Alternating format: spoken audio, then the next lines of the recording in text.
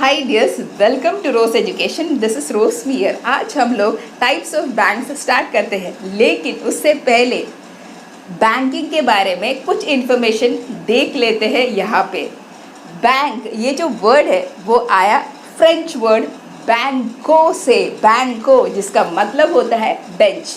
पुराने ज़माने में जो मनी लेंडर्स होते थे, यानी कि जो पैसे उधार देते थे, वो लोग कॉइन्स अलग अलग करेंसीज के बड़े ढेर लगा के रखते थे, यानी कि बिग हीप्स में रखते थे बेंचेस पे या तो फिर टेबल्स पे। इसीलिए ये नाम आया बैंको, जिसका मतलब होता है बेंच। फ्रेंच वर्ड है ये, और वहीं से आया ये नाम बैंक करके। ठीक है, अभी हम लोग देख लेते हैं कि इंडियन बैंकिंग रेगुलेशन एक्ट 1949 के तहत बैंकिंग कंपनी यानी कि क्या होता है, और बैंकिंग ये वर्ड इसको कैसे डिफाइन किया गया है वो यहाँ पे हम लोग देख लेते हैं। The Indian banking regulation act 1949, banking company means any company which transacts the business of banking in India. Indian banking regulation act 1949 के तहत बैंकिंग कंपनी यानी कि कोई भी कंपनी जो चलाता है, transacts the business of banking in India, जो चलाता है बैंकिंग का बिजनेस भारत में, तो उसको बोला जाता है banking company. And word banking has been defined as, and जो वर्ड है बैंकिंग उसको डिफाइन किया गया है accepting for the purpose of lending और investment of deposits of money from public, repayable on demand or otherwise, and withdrawable by check, draft and order or otherwise।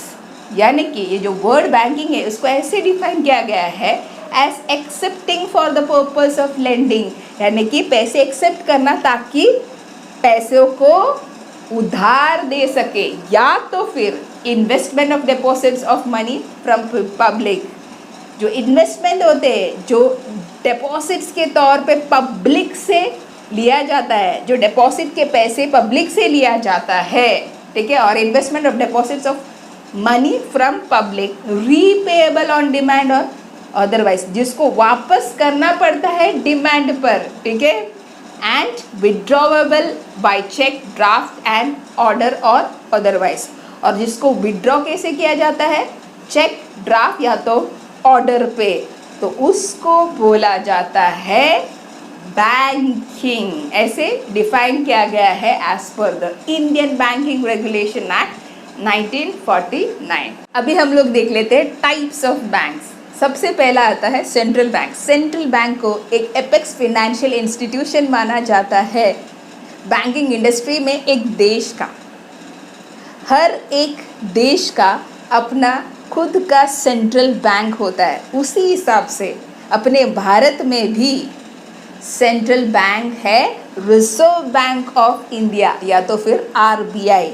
Reserve bank of India को establish किया गया था 1935 में। Reserve bank of India act 1934 के अंतर्गत। अभी हम लोग कुछ फंक्शंस देख लेते हैं सेंट्रल बैंक का। पहला है फ्रेम्स मॉनेटरी पॉलिसी। एक फंक्शन ये होता है कि मॉनेटरी पॉलिसी फ्रेम करना, जो देश का इकोनॉमिक पॉलिसीज़ होते हैं, यानी कि जो लक्ष्य होते हैं देश के इकोनॉमिक पॉलिसीज़ का, वो हासिल करने के लिए रिजर्व बैंक ऑफ इंडिया इस्तेमाल करता है मॉनेटरी पॉलिसी कंट्रोल करने के लिए inflation rates, interest rates, money supply, credit availability etcetera. ठीक है, दूसरा है इश्यू करेंसी नोट्स। दूसरा फंक्शन ये होता है कि करेंसी नोट्स इश्यू करना या छापना।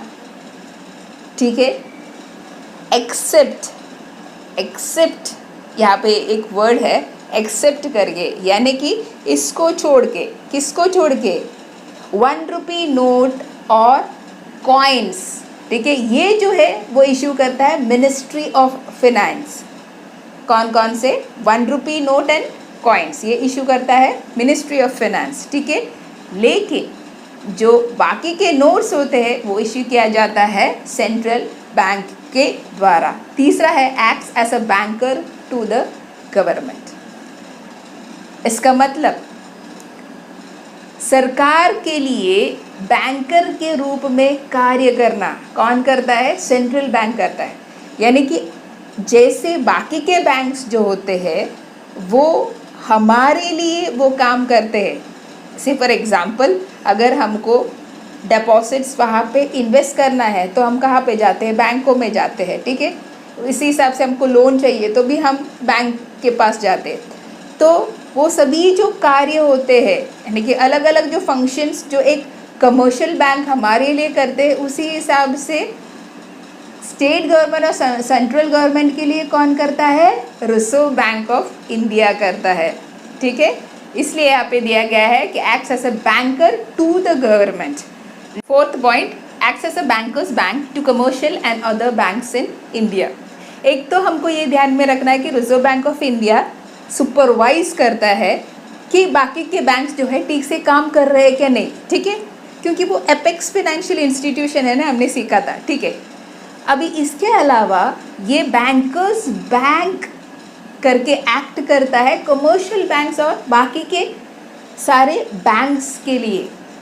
यानी कि जो कमर्शियल बैंक्स हमारे लिए या जनरल पब्लिक के लिए जो फंक्शंस करते हैं या जो रिलेशनशिप रहता है, ठीक है, जैसे हमने थर्ड पॉइंट में सीखा था, उसी हिसाब से जो रिजर्व बैंक ऑफ इंडिया है वो बैंकर्स बैंक करके काम करता है। किसके लिए? कमर्शियल बैंक और बाकी के सारे बैंक्स अपने देश में, ठीक है। अभी हम लोग दूसरा देख लेते हैं यहाँ पे, that is commercial bank.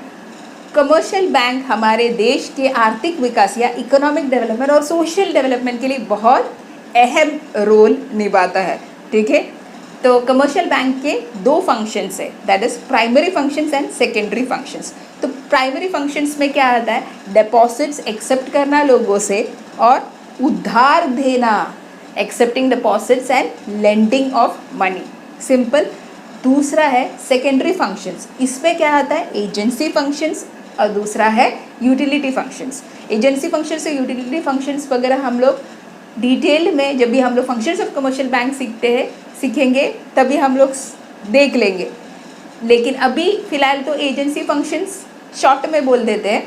Agency functions यानी कि एजेंसी का कार्य जो है वो हमारे लिए करता है। से फॉर एग्ज़ाम्पल अगर बड़ा बिजनेस है तो कलेक्शन करना चेक्स का, या तो फिर जो पीरियोडिक पेमेंट्स होता है ना, जैसे इलेक्ट्रिसिटी चार्जेस होता है, या तो फिर इंश्योरेंस प्रीमियम देना हो तो पीरियोडिक पेमेंट रहता है, ठीक है। वो जो काम है, वैसे जो काम है वो करना, या तो फिर अगर हमने इन्वेस्टमेंट किया है, ठीक है, उसका डिविडेंड्स कलेक्ट करना एक्सेट्रा, ठीक है, ये आ जाता है एजेंसी फंक्शंस में। अब यहाँ पे यूटिलिटी फंक्शंस सबसे बेस्ट एग्जांपल है लॉकर फैसिलिटी, जहाँ पे हम लोग अपना गोल्ड ऑर्नामेंट्स, ठीक है, या तो फिर इंपॉर्टेंट डॉक्यूमेंट्स रख सकते हैं, ठीक है। वो फैसिलिटी कौन प्रोवाइड करता है? Of course commercial bank provide करता है। इसके अलावा लेटर ऑफ क्रेडिट जो इंपोर्ट एक्सपोर्ट में रहता है वो देने का काम, ठीक है। ये सब जो यूटिलिटी फंक्शंस कौन करता है? कमर्शियल बैंक्स करते हैं, ठीक है। अभी हम लोग देख लेते हैं यहाँ पे कि कमर्शियल बैंक्स को हम लोग 3 ग्रुप्स में एक्चुअली डिवाइड कर सकते हैं, that is public sector banks, private sector banks और फॉरेन बैंक्स, ठीक है। अभी पब्लिक सेक्टर बैंक्स यानी कि क्या होता है? पब्लिक सेक्टर बैंक्स यानी कि वो बैंक्स होते हैं जिसका मेजॉरिटी ऑफ कैपिटल कौन होल्ड करता है? गवर्नमेंट होल्ड करता है। अभी कुछ एग्जांपल्स कौन कौन से हैं? Bank of India, state bank of India, ये सब क्या है? पब्लिक सेक्टर बैंक्स है। इसी हिसाब से प्राइवेट सेक्टर बैंक्स यानी कि क्या होता है? प्राइवेट सेक्टर बैंक यानी कि ये ओन करता है ग्रुप्स ऑफ इंडिविजुअल्स, ठीक है। ग्रुप ऑफ इंडिविजुअल जो है वो ओन करता है, जैसे फॉर एग्जांपल एक्सिस बैंक है, HDFC बैंक है, ठीक है। तीसरा है फॉरेन बैंक। इसका जो है, ये जो है यानी फॉरेन बैंक जो है वो बाहर देश में होता है, आउटसाइड इंडिया होता है, लेकिन इसका ब्रांचेस जो है वो इंडिया में रहता है, जैसे city bank, HSBC bank, standard chartered bank, ये सब एग्जांपल्स है फॉरेन बैंक्स का, ठीक है। तीसरा है कोऑपरेटिव बैंक। कोऑपरेटिव बैंक को रजिस्टर किया जाता है भारत में इंडियन कोऑपरेटिव सोसाइटीज एक्ट के अंदर और उसको रेगुलेट किया जाता है बैंकिंग रेगुलेशन एक्ट के अंदर, ठीक है। और ये कोऑपरेटिव बैंक्स कहाँ पे पॉपुलर होते हैं? सेमी अर्बन एरियाज और रूरल एरियाज में। रूरल एरियाज यानी कि ग्रामीण प्रदेश में, ठीक है। और कोऑपरेटिव बैंक्स का लक्ष्य क्या होता है? क्रेडिट देना इकोनॉमिकली बैकवर्ड लोगों को, ठीक है, इकोनॉमिकली बैकवर्ड पीपल, या तो फिर फार्मर्स को, या तो फिर स्मॉल स्केल यूनिट्स को। ये लक्ष्य होता है कोऑपरेटिव बैंक्स का। अभी कोऑपरेटिव बैंक्स 3 लेवल पे जो है काम करते हैं, ठीक है। पहला है प्राइमरी क्रेडिट सोसाइटीज़, दूसरा है डिस्ट्रिक्ट सेंट्रल कोऑपरेटिव बैंक और तीसरा है स्टेट कोऑपरेटिव बैंक्स।